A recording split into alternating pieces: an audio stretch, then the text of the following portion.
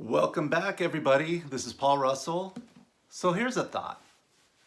We are coming up to a high holiday in the Christian faith. We call it Easter or Resurrection Day.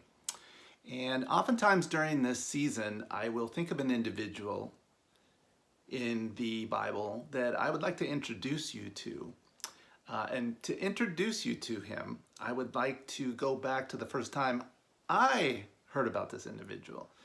Way back when I was 15 years old, I was an aspiring rock star in a band. I was a drummer, and my world was consumed with all things music. So the latest cassette, they had cassette back then, cassettes that would come out, or albums, the latest instrument or the latest band that would come out, I was consumed with it. So when I heard about a local Christian band coming to a church near my house, I got the guys and we all went down there, my band guys, and we went down there to check these guys out. Now, at 15 years old, you're kind of, you got little egos, and so you kind of want to compare and see, and oh, we're better than those guys. But on the outside, you want to be like sophisticated and open-minded, and so we walk in this church, and my first impression was the band's sign. They had a sign over the stage, and it was made out of burlap, like a burlap sack,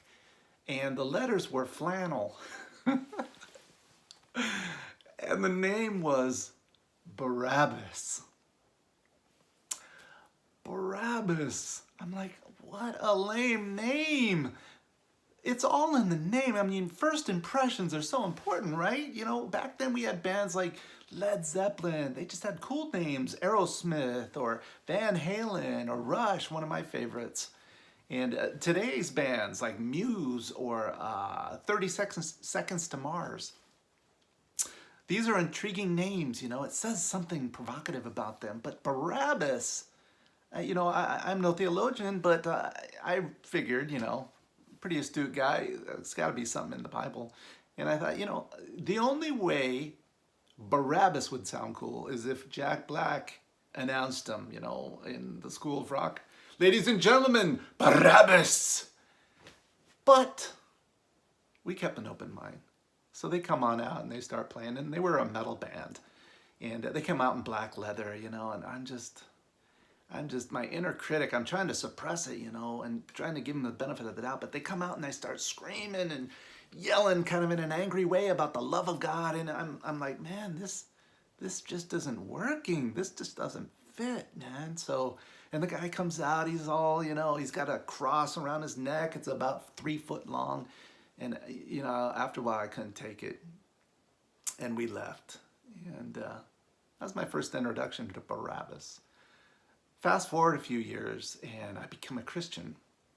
And as I was starting to read the Bible, eventually I came across the individual Barabas. So I'd like to read a passage that he's found in. The context of the passage is the people want to crucify Christ. So Christ is in front of Pilate. And Pilate has a tradition of every year releasing a prisoner. He kind of has mercy on them. And so he wants to give the people an out because he knows that Christ is an innocent man.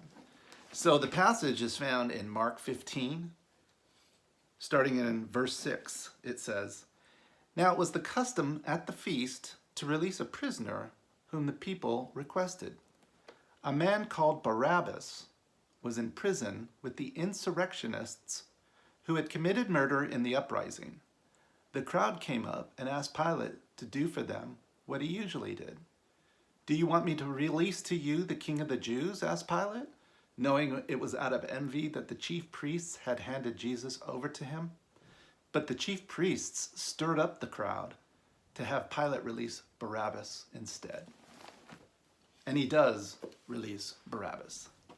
So during Easter, this guy comes up from time to time, and I'll think about this guy during Easter or communion.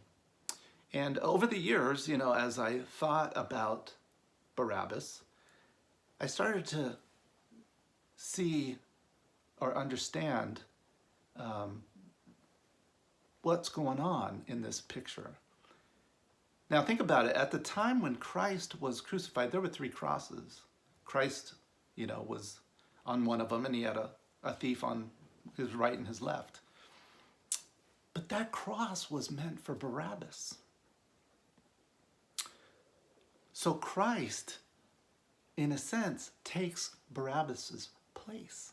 And I start to see this picture. Barabbas, he's set free because of Christ. Christ takes his place on the cross. It's a picture of what theologians call the substitutionary atonement. But it's a literal picture where Christ takes Barabbas's place. And Barabbas is set free. So in a way, Barabbas is a picture of us. See, Christ spares Barabbas from the wrath of Rome. Christ spares us from the wrath of God. Christ takes our place from the wrath of God. It's a picture of the substitutionary atonement. And after years of looking at this, I thought, oh my gosh. And there's more to it. In the Bible, if the word bar precedes a name, it means son of. So for example, in the book of Acts, there's a guy named Barnabas. His name means son of encouragement. There's another reference that says Simon Bar Jonah, Simon, son of Jonah. So think about the word Barabbas. We have Bar, son, Abbas. Bar Abbas, Abbas or Abba. And it's not the Abba, not the sweetest disco band. It's Abba. And a lot of you might be familiar with Abba. It means father. So, son of the Father. Barabbas means son of the Father. Isn't that radical? It's a picture of us. Barabbas is a picture of us. We are sons and daughters of the Father. Now, Barabas might not be the greatest rock band name, but it's a great name. And that's the thought I want to leave you guys with. We are Barabas, especially during this time of Easter and the resurrection. So with that, God bless you guys, and we'll see you next time.